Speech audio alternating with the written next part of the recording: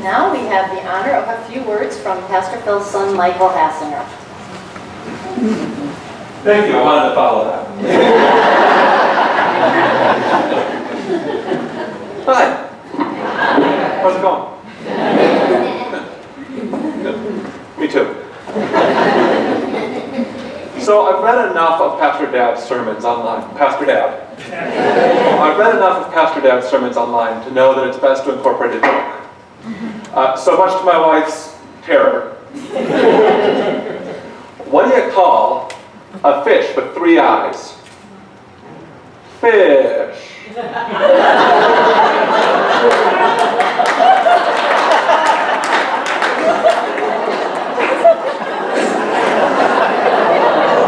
What I love about that joke is the movement of it. Tell your neighbor. All right. Now that we've got the obligatory humor out of the way, we can get down to the theological, physical, spiritual part of the reflection of Dad's career. As I sat down to write this, I found myself thinking back to my life as a PK pastor's kid, especially this pastor's kid. In many ways, I think I got off easy, because for most of my formative years, Pastor Dad was at the Capital Times. So I was able to escape the label, if not the effects. See, Dad's been who Dad is his whole career. He's been a leader, a thinker, a sharer of ideas, and a storyteller. So I thought I'd tell some stories. To clarify, I thought I'd tell some stories about Dad, and I'd make sure they were exceptionally embarrassing. About Dad, not about me. Unfortunately, being a man of dignity and grace, there aren't a ton of embarrassing stories about Dad. Or me. Dad's love of the story runs deep. As you know, he is willing to go to great lengths to learn what people are up to, what's new in the world, and how we're all connected.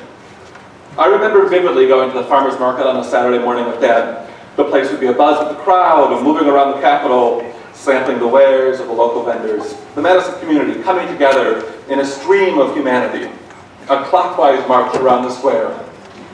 Except for Dad, who would go counterclockwise into the sea. Because you see, that way, Dad was sure to meet more people. You'd hate to be at the same place as thousands of your closest friends and miss somebody.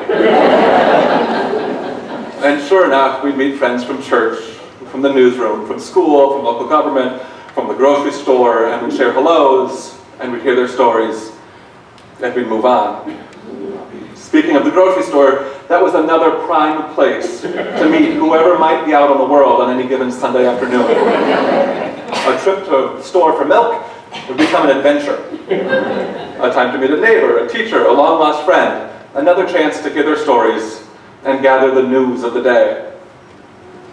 And as we're all too keenly aware, news can happen at any time. A story could unfold in the middle of the night. When I was growing up, the rule was that if I was going to be late for curfew, I'd call and report home my estimated time of arrival. Midnight would roll around, I'd call home. One ring, maybe half of a second ring. Hello, Phil Hassinger, Capital Times.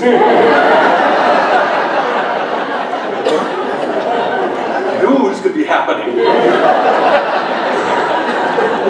I'd say, hi Dad, I'm going to be another hour. Great, sounds great. What's going on?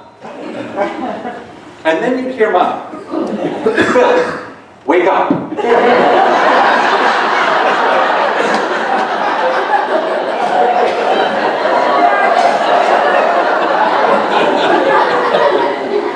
The goal was to get off the phone before anybody really woke up. Before Dad could get the scoop and tell the story, and it worked. Sometimes.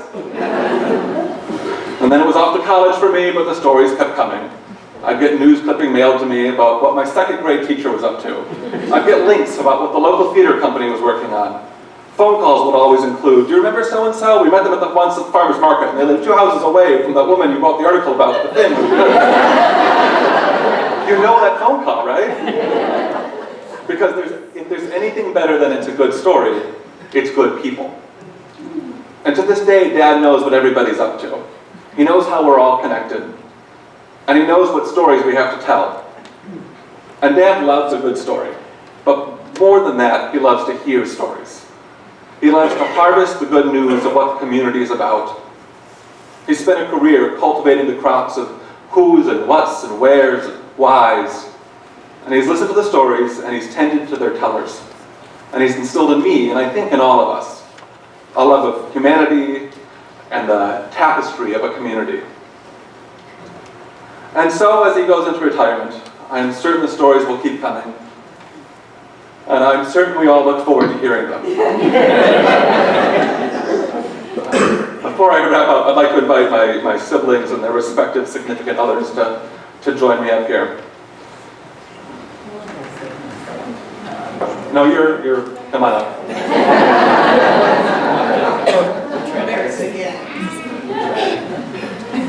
As we thought about what we could get you for your retirement, we had a lot of great ideas.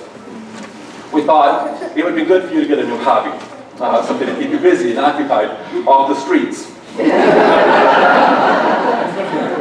Yeah, especially not going counterclockwise, right? We considered a table saw, so you could take up some woodworking, but where would you put it? We know how much you and Mom both love music, so we considered a drum set with 8 lessons.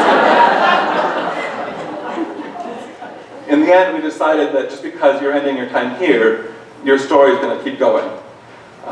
The work that you found important continues, and so we wanted to give to some place that promotes safety, peace, justice, and hope. And so we've made a donation to Days in your honor. And I think we speak for all of us when I say congratulations, thank you, and we love you.